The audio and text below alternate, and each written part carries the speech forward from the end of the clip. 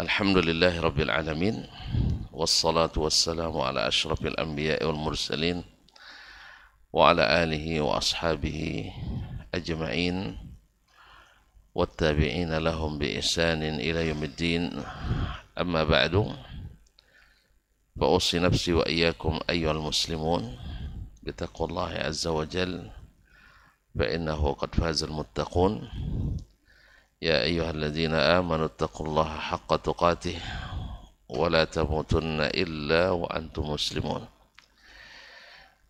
Bapak dan ibu, saudara-saudari yang dirahmati Allah SWT, dengan izin Allah SWT, subuh ini kembali kita bisa berkumpul di tempat yang berbahagia ini.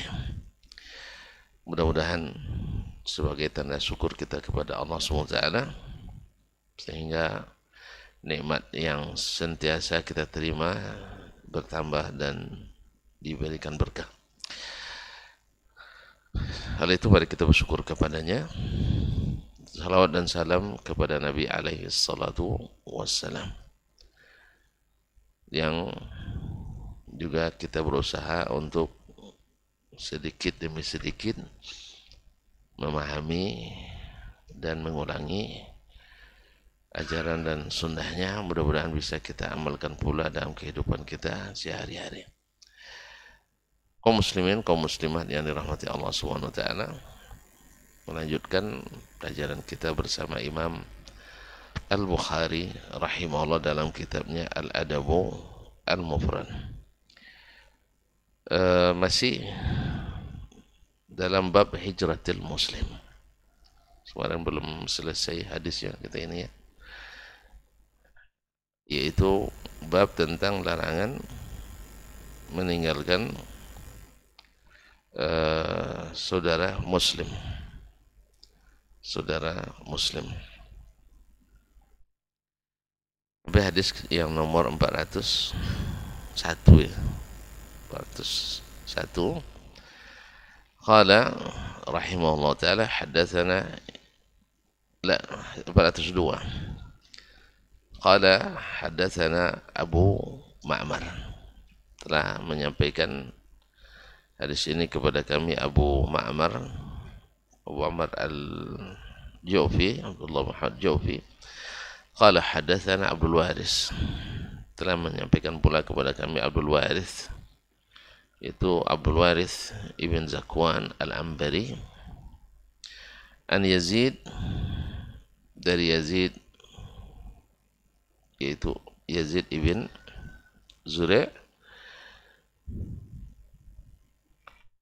Qalat Mu'adzah, berkata Mu'adzah al-Adawiyah, sami'tu Hisham bin Amir al-Ansari, saya mendengar Hisham ibn Amir al-Ansari, ibn Ammi Anas ibn Malik, anak paman Anas ibn Malik. Wa kana qutila abuhu yawma Uhud, ayahnya terbunuh pada perang Uhud. Annahu sami'a Rasulullah sallallahu alaihi wasallam, bahwa dia mendengar Rasulullah sallallahu alaihi wasallam qala, bersabda, la yahillu li muslimin ay yusarima musliman fawqa thalas, tidak halal bagi seorang muslim ay yusarima, wassaramatu yani al-shiddah wal yani wa al-jafa, yaitu sarama itu adalah bersikap keras. Dikatakan fulan mu'allimun sarim, si fulan adalah guru yang sarim, yaitu yang keras, menakutkan. Artinya di sini sama dengan mana hajru al-muslim, tidak boleh seseorang mengerasi seorang muslim yang lain, artinya tidak menyapanya, tidak berbaikan dengannya, fawqa thalas, lebih dari 3 hari, sesuai dengan judul bab. Fa innahuma nakibani anil haqq ma dama ala siramihima, sebab keduanya selama masih tetap berkeras, tidak saling menyapa, maka mereka nakibani anil haqq, yaitu melenceng dari jalan kebenaran. Melenceng dari jalan kebenaran. Karena jalan kebenaran adalah muslim dengan muslim yang lain adalah sama-sama bersaudara. Tapi ini tidak menunjukkan tanda bersaudara. Justru saling mengerasi, saling meninggalkan, saling hajar atau saling memboikot. Kalau saling boikot pasti tidak ada lunaknya. Namanya boikot aja. Pasti saling mengerasi. Maka orang yang selama mereka berdua masih seperti itu, maka mereka menyimpang dari jalan yang hak, dari kebenaran. Wa inna awwalahuma fai'an yakunu kafaratan anhu sabquhu bil fai'. Sesungguhnya yang pertama dari keduanya, fai'an, kembali, fa'a yafi'u fai'an, fa in fa'at fa aslihu bainahuma. Dalam ayat wa in ta'ifatani minal mu'minin iqtatalu fa aslihu bainahuma fa in fa'at fa in bagat ihdahuma 'ala al-ukhra faqatilu allati tabghi hatta tafi'a ila amrillah fa in fa'at fa aslihu bainahuma bil 'adli wa aqsitu innallaha yuhibbul muqsitin. Jadi kalimat fa'at, fa'in fa'at fa aslihu, bila ada dua golongan kaum muslimin, orang beriman, berselisih, maka damaikan antara keduanya. Fa'in bagat ihdahuma 'ala al-ukhra faqatilul lati tabghi. Bila salah satu dari keduanya menzalimi yang lain, maka perangilah yang menzalimi itu hatta tafi'a ila amrillah, sampai kembali kepada perintah Allah. Dari kalimat fa'a artinya kembali. Wa inna awwalahuma fai'an, siapa di antara keduanya yang lebih dulu kembali, siapa di antara keduanya yang lebih dulu kembali memperbaiki hubungan, yakunu kafaratan anhu sabquhu bil fai'. Dia lebih dulu itu kembali kepada hubungan yang baik dan normal, kembali menormalisasi hubungan, maka itu menjadi kafarah, menjadi penebus dosanya, Wa in mata ala siramihima lam yadkhulal jannata jami'an abada. Bila keduanya meninggal dalam keadaan ala siramihima, dalam keadaan tetap berkeras, tidak berdamai dan tidak berbaikan, lam yadkhulal jannata jami'an abada, keduanya tak akan masuk surga selamanya. Subhanallah, tidak masuk surga selamanya. Gimana sih? Keras tak ancamannya? Berarti tidak berdamai dengan muslim, saudara muslim, itu dosa kecil, dosa besar. Dosa besar. Ya, dan rugi besar. Rugi besar dan dosa besar. Subhanallah, apa untungnya antum tidak berdamai itu? Ada untungnya enggak? Kalau antum tidak berdamai, nengok aja antum udah hati itu sudah musang-musang, hati sudah tidak tenang. Nengok aja, jangan nengok, dengar namanya saja sudah masih banyak ruginya. Lebih baik tidak bertahan untuk tidak ini. Nah, hadis ini kaum muslimin, ini semakna dengan hadis-hadis lain yang menyuruh kita untuk menjaga persaudaraan sesama muslim. Sebab sifat muslim itu kan bersaudara. Innamal mu'minuna ikhwah, bersaudara. Berarti kalau dia tidak bersaudara berarti kan itu kan berarti tidak beriman atau kurang imannya. Maka berhak diancam dengan tidak masuk surga. Kaum muslimin dan muslimat dirahmati Allah SWT. Sesungguhnya iman itu adalah menyatukan. Kan dalam hadis sebelumnya juga disebut, lan innakum la tadkhuluna al-jannata hatta tu'minu. Kalian tak akan masuk surga sampai kalian beriman. Wala tu'minu hatta wala tu'minu hatta tahabbu. Kalian tak beriman sampai saling mencintai. Kalau orang sudah saling memboikot, mungkin saling mencintai. Nah, berarti hilang imannya. Berarti kalau tak bercintai, tak beriman. Tak beriman, tak masuk surga. Subhanallah. Afala adullukum ala amalin iza fa'altumuhu tahabbabtum. Mau tak saya tunjukkan amalan bila kalian kerjakan, kalian masuk surga. Apa itu? Afsus salam bainakum. Tebarkan salam di antara kalian. Nah, orang yang sedang boikot memboikot, saling mengucapkan salam atau tidak? Kalau tidak mengucapkan salam, berdamai atau tidak, mencintai atau tidak? Tidak. Kalau tidak mencintai, beriman atau tidak? Tidak. Kalau tidak beriman, tidak masuk surga. Subhanallah. Kaum muslimin dan muslimat dirahmati Allah. Ini ancaman keras dari Nabi SAW.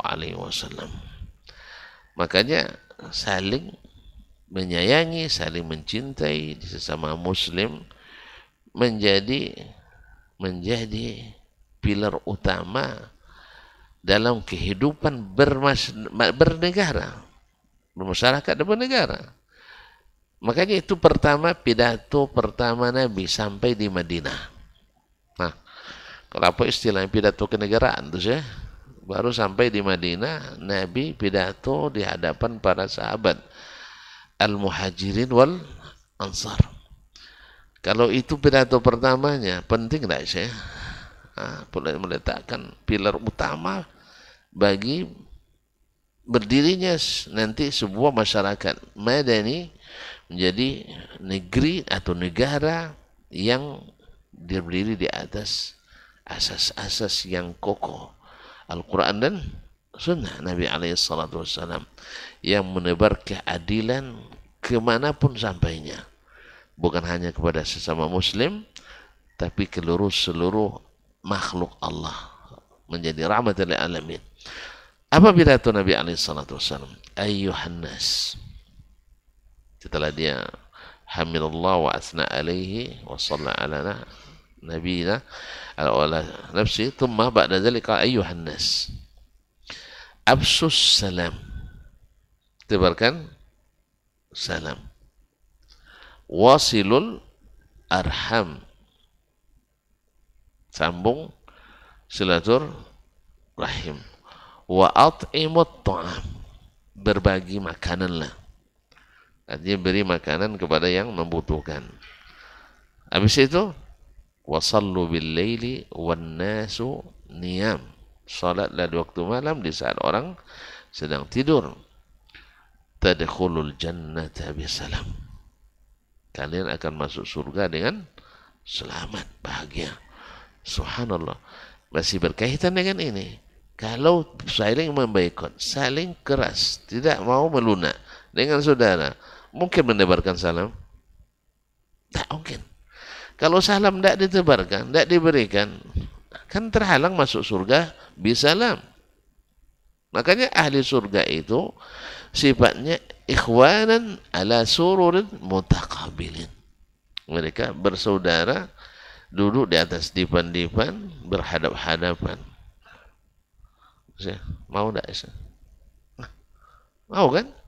Oleh sebab itu maka hilangkan segala bentuk yang membuat antara muslim dengan muslim lain saling keras dan tidak saling berhubungan baik. Ma'asyal kiram rahmatullah. Nah, apakah dipahami dari hadis ini bahwasanya orang yang menghajar atau memboikot saudaranya selama beriman lalu keluar dari Islam, kaum muslimin dan muslimat dirahmati Allah, para ulama dalam bab al-targhib dan at-tarhib mereka mengatakan ahaditsut tarhib atau ayat wal ahaditsut tarhib la tufassar, tidak ditafsirkan, karena memang yang namanya ancaman itu selalu keras sesuai dengan kerasnya pekerjaan yang atau pelanggaran yang dilakukan. Makanya orang yang membunuh, wa may yaqtul mu'minan muta'ammidan fajaza'uhu jahannam khalidan mukhalladan fiha. Orang yang membunuh mukmin dengan sengaja,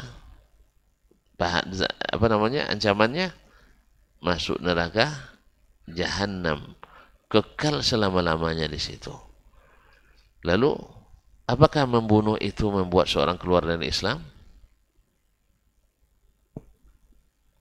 Apakah orang Islam yang membunuh orang Islam yang lain dikafirkan? Tidak. Lalu kenapa kekal di neraka?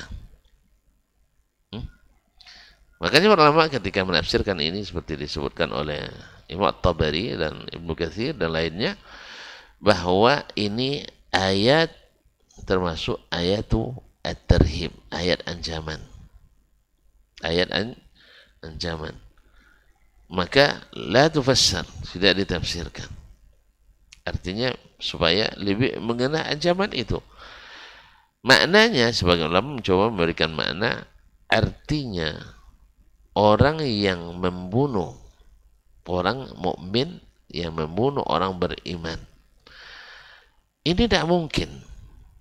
Tidak mungkin, sebab yang membunuh orang beriman itu biasanya orang kafir. Sah, karena mukmin bersaudara. Nah, ketika dia melakukan, maka ancamannya sebenarnya berhak mendapatkan ancaman yang diberikan kepada orang kafir, yaitu kekal di neraka. Sebagian mengatakan tidak, dia kekal di neraka dengan syarat dia menghalalkan membunuh orang beriman. Paham bedanya? Ada orang minum khamar dengan keyakinan khamar itu halal dan dia tahu haram, tapi dia menghalalkannya. Apa hukumnya? Masya Allah, takfir. Iya, orang yang meninggalkan salat tapi yakin salat masih wajib, keluar dari Islam? Nah, langsung tidak aja, khilaf. Khilaf dalam masalah ini. Nah, jumhur sebagian besar mengatakan keluar dari Islam, ya, halalkan atau tidak meninggalkan salat. Tapi kalau dia menghalalkan meninggalkan salat, tidak ada khilaf, keluar dari Islam. Makanya ketika ada siapa yang kemarin tuh yang salah seorang pentolan liberal Indonesia ya, kemarin dikerjain orang ketika demo, saya tetap sholat tapi saya tidak percaya wajibnya sholat. Kita bilang, bang, tidak usah aja sholat, tidak usah sholat sampai meyakini wajibnya sholat. Sebab orang munafik dulu sholat juga mungkin lebih rajin dari abang sholatnya. Iya kan? Orang munafik dulu imamnya Rasulullah Sallallahu Alaihi Wasallam. Pertama pula, masya Allah. Sebelum Nabi khutbah, dia yang dulu beri pengantar khutbah. Jelas ya? Salat, salat. Puasa, puasa. Haji, haji. Bahkan pergi berjihad bersama Nabi Alaihissalam. Ini pergi berdemo melarang orang umat Islam. Ya, pergi berdemo mengacaukan umat Islam. Yasinnya melawan orang-orang yang mengusung Islam. Jadi kata-kata tidak usah abang sholat, sia-sia. Ya tunjukkan saja abang tidak sholat, selesai masalah. Kami tahu abang tidak sholat. Nah, daripada mengatakan salat tapi tidak meyakini wajibnya salat. Karena tidak meyakini wajib salat, seluruh ulama sepakat keluar dari Islam. Nah, kembali ke masalah kita. Orang yang menghalalkan membunuh orang Islam itu memang dikafirkan. Itu salah satu tafsir dari ayat tadi. Wa may yaqtul mu'minan muta'ammidan fajaza'uhu jahannamu khalidan fiha. Kekal di dalamnya. Sebagian mengatakan enggak. Ancaman sebenarnya dia dikekal neraka. Sebab apa? Pekerjaan mirip dengan pekerjaan orang kafir membunuh orang beriman. Tetapi Allah tidak memberikan itu karena imannya tadi. Karena imannya. Selama dia tidak menghalalkan membunuh orang mukmin. Nah, digunakan juga dengan hadis ini. Orang yang memboikot saudaranya ya lebih dari 3 hari, maka dia berhak dapat ancaman ini, yaitu kekal di neraka. Kenapa ini disampaikan oleh Nabi SAW? Supaya kita yang sedang tidak berbaikan dari sekarang berazam. Ini ancamannya luar biasa. Berarti dosanya besar. Maka saya tidak mau memboikot siapapun. Ya, memboikot siapapun. Terus orang yang tidak bertemu dengan kita apa terhitung memboikot? Enggak, ini tidak masuk. Atau ada orang yang selalu kalau bertemu merungsingkan pikiran kita, merusak hati kita, lalu kita jauh, ini tidak masuk. Paham saya? Kan tidak mesti kita bertemu dengan setiap orang setiap waktu, enggak. Ada orang kalau bertemu dengan kita selalu bikin masalahnya. Yang seperti ini kita jauhi aja. Cuman ketika bertemu kita berikan haknya. Kita salami. Kalau dia lapar kita kasih makan. Kalau dia perlu bantuan kita beri bantuan. Kalau dia meninggal kita jenguk. Kalau sakit kita datang. Kalau sempat dan kita doakan dan sebagainya. Sebagai muslim. Dan kita doakan. Ya, doakan sebagai hanya. Artinya tidak memboikot. Kan ada orang boikot. Tiap hari ketemu tapi salam tidak dijawab ini. Tapi ada yang jarang ketemu, tapi kalau ketemu diberikan haknya sebagai muslim. Nah, kaum muslimin dan muslimat dirahmati Allah SWT. Nah, ini ancaman, mudah-mudahan dengan mendengarkan itu orang-orang beriman langsung ini. Sebab apa kaum muslimin dan muslimat? Rusaknya persatuan dan kesatuan ini adalah karena selalu banyak sebab yang membuat kita memboikot saudara kita. Kan kalau ini yang diterapkan ini kadang-kadang kaum muslimin dan muslimat kita ini menjadikan boikot itu sebagai mainan utama kita. Dikit-dikit hajar, dikit-dikit hajar. Orang belum mengerti, orang ini kenapa baru ngaji 2 hari tidak salaman sama saya. Apa? Dia tidak tahu kenapa dia hajar. Tapi dia hajar. Ini penerapan yang tidak benar. Nabi SAW dalam kehidupannya berdakwah berapa kali menghajar Ustaz? Kita tanya dokter Ustaz, tuan guru kita. Berapa kali Nabi menghajar selama 23 tahun berdakwah? Berapa kali?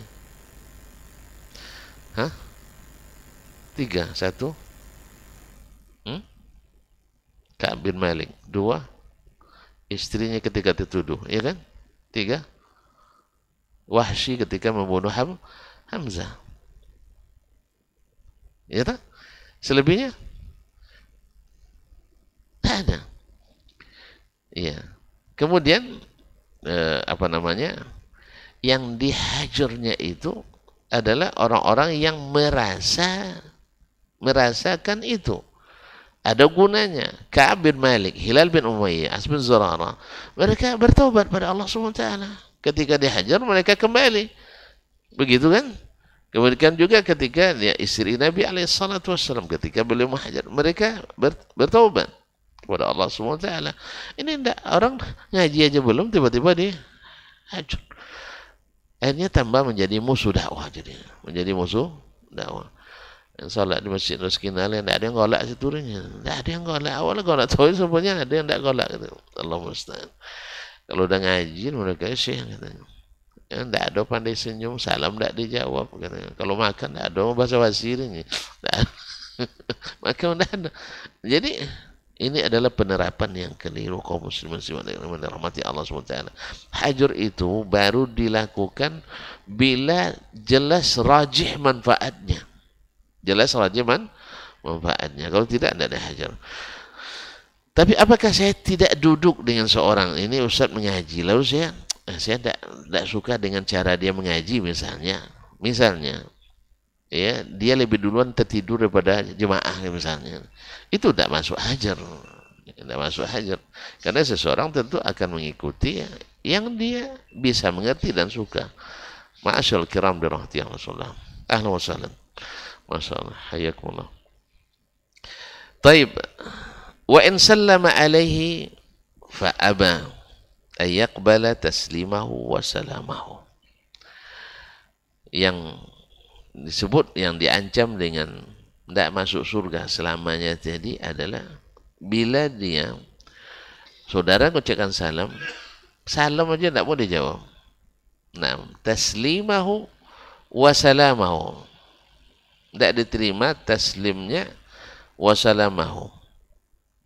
Apa bedanya taslim dengan salam? Masa kita nanya kepada syekh, apa beda taslimahu wa salamahu? Sebenarnya maknanya sama, tapi di sini nampaknya dibedakan. Taslimahu wa salamahu, salam ucapan, taslimahu dia memperbaiki kembali hubungan ini. Radda alaihi al-malak. Kalau yang lain itu tidak mau menerima salam, siapa yang jawab? Malaikat. Jadi tidak sia-sia seseorang mengucapkan salam pada saudaranya yang memboikotnya. Dia ucapkan salam, dia yang terbaik kan, dalam hadis lain yang terbaik, wa khairuhuma awwaluhuma yabda'u bis salam, yang terbaik. Nah, kalau diucapkan salam tidak dijawab oleh yang satunya, tidak jawab oleh yang satunya, naam, maka yang menjawab salamnya adalah malaikat. Mana lebih bagus malaikat jawab daripada subhanallah. Kaum muslimin muslimat dirahmati Allah. Wa radda 'alal akhari syaitan. Sedangkan yang tidak menjawab itu yang menjawabnya adalah syaitan. Mantap syekhnya, mantap nih. Pokoknya jangan sampai berdamai dengan dia. Banyak lagi ceritanya, itu panjang. Akan dia sebutkan segala kebaikan tidak berbaikan dengan orang itu. Dan dia akan tunjukkan keburukan-keburukan bila berdamai dengan orang itu. Nah, mulai dia main nanti. Damai paling-paling nanti menyusahkan kamu lagi. Ya kan? Ya kan? Dia ada tujuannya itu nak menang di pemilu nih. Dan mulai berdamai karena dia sudah dekat kampanye 2000, suksesi 2024. Tidak usah diterima. Macam-macam lah. Jadi banyak bisikannya. Atau mungkin dia kadang keadaan susah sekarang nak cari pinjaman tuh, maka dekat-dekat dengan sebagainya. Itu setan begitulah cara menghiasi yang buruk itu jadi baik. Oleh sebab itu kaum muslimin dan muslimat, hadis ini disebutkan oleh Imam Bukhari untuk supaya kita berhati-hati untuk tidak meneruskan saling meninggalkan saudara, kecuali hanya 3 hari biasalah, karena memang orang kadang dimasukkan untuk terapi, kemudian juga untuk menenangkan diri, kadang melampiaskan amarah. Ini kemarah itu kan perlu juga kadang-kadang dilampiaskan ya, untuk demi memperbaiki. Tapi ternyata kalau tidak bermanfaat ya 3 hari dah cukuplah itu. Nah, apalagi kalau memboikot istri di rumah, ya lebih dari 3 hari. Nah, yang lebih dari 3 hari. Nasallallahu alaihi wasallam wa ta'ala. Baik, kaum muslimin dan muslimat dirahmati Allah SWT. Kemudian Imam Al-Bukhari menyebutkan hadis terakhir dalam bab ini. Qala haddatsana Muhammad ibn Salam. Ya, Muhammad ibn Salam. Biasanya nama ini As-Salam, tapi di sini tidak. Muhammad ibn Salam Al-Bikandi. As-Sulami Al-Bikandi qala haddatsana Abdah, telah menceritakan kepada kami hadis ini Abdah, yaitu Abdah ibn Sulaiman Al-Kufi. An Hisham ibn Urwah, dari Hisham ibn Urwah, Hisham bin Urwah ibn Zubair ibn Al-Awwam Al-Asadi, an abihi, dari bapaknya itu Urwah ibn Zubair ibn Al-Awwam Al-Asadi, salah satu dari 7 fuqaha Madinah di masa tabi'in. Nah, an Aisyah, termasuk yang paling kuat riwayatnya dari Aisyah, karena Aisyah adalah bibinya sendiri, saudari kandung ibunya Asma binti Abi Bakar radhiyallahu taala anhum ajma'in. Radhiyallahu anha qalat, Aisyah berkata, qala Rasulullah sallallahu alaihi wasallam, Rasulullah sallallahu alaihi wasallam bersabda, inni la a'rifu ghadabaki wa ridaki. Sesungguhnya saya tahu bagaimana engkau, kapan engkau marah dan kapan engkau ridha. Masya Allah, ini kedekatan hati yang luar biasa. Ya, sesuatu bagi kita kadang-kadang biasa-biasa, tapi ternyata ada sinyal yang tak terbaca. Ya, ada sinyal yang tak terbaca. Tapi Nabi, Masya Allah, saya tahu seperti apa kamu marah, seperti apa kamu ridha. Ini romantis sih. Subhanallah. Qalat, dia berkata, qultu, saya tanyakan, wa kaifa ta'rifu dzalika ya Rasulullah? Bagaimana kamu bisa mendeteksi saya marah atau saya sedang ridha? Qala, bersabda Habibna sallallahu alaihi wasallam, innaki idza kunti radiyatan qulti bala wa rabbi Muhammad. Ketika engkau sedang ridha kepada aku, engkau akan berkata, benar demi Rabbnya Muhammad, demi Tuhannya Muhammad. Masya Allah. Wa idza kunti sakhitatan qulti la wa rabbi Ibrahim. Kalau engkau sedang marah kepadaku, engkau mengatakan la, demi Rabbnya Ibrahim. Dari cucu ke datuk begini, demi Rabbnya Ibrahim. Qalat, berkata dia Aisyah, qultu ajal, benar ya Rasulullah, benar itu. Lastu uhajir illa ismak. Saya tidak, la uhajir, tidak menghajar, tidak memboikot kecuali namamu saja, kecuali namamu.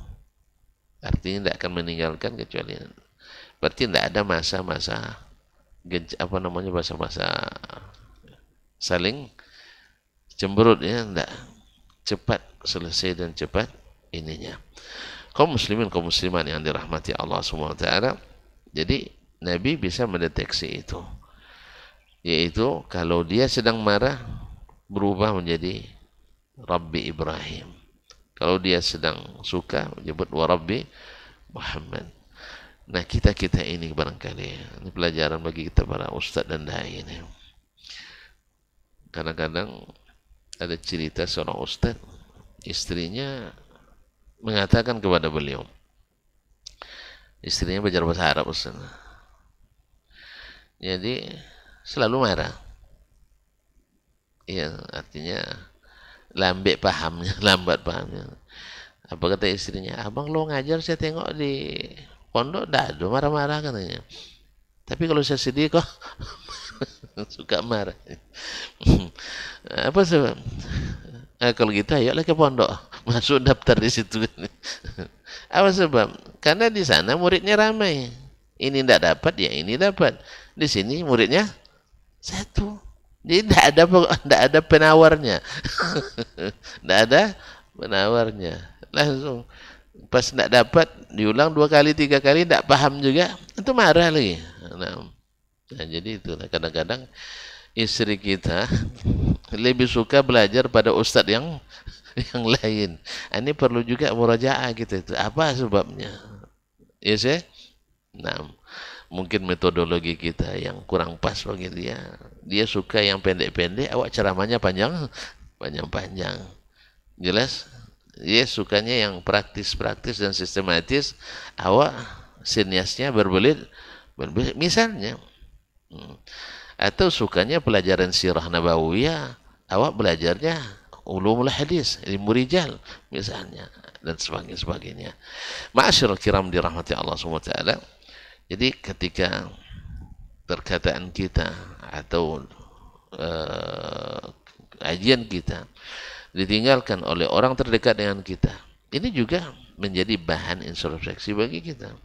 Mungkin cara kita berlaku mungkin ada yang tidak pas, sebab Nabi SAW mengajarkan ini, terlihat langsung olehnya, terbaca olehnya. Sebagaimana juga kaum muslimin dan muslimat dirahmati orang-orang saleh dulu, seperti yang diceritakan oleh Asy-Sya'bi atau Al-Auza'i rahmatullahi alal jami', mereka kalau berbuat dosa terlihat berubah perangai istrinya, berubah perangai hewan tunggangannya. Masya Allah, awak pun dah berubah, tak juga terasa pelanggaran kita. Allah musta'an. Nasallallahu alaihi wasallam. Jadi kaum muslimin dan muslimat, hadis yang terakhir yang disebut oleh Imam Bukhari di bab hijratul muslim ini adalah sebagai bentuk bagaimana sensitifnya tentang menjaga hubungan, khususnya dengan yang paling dekat dengan kita.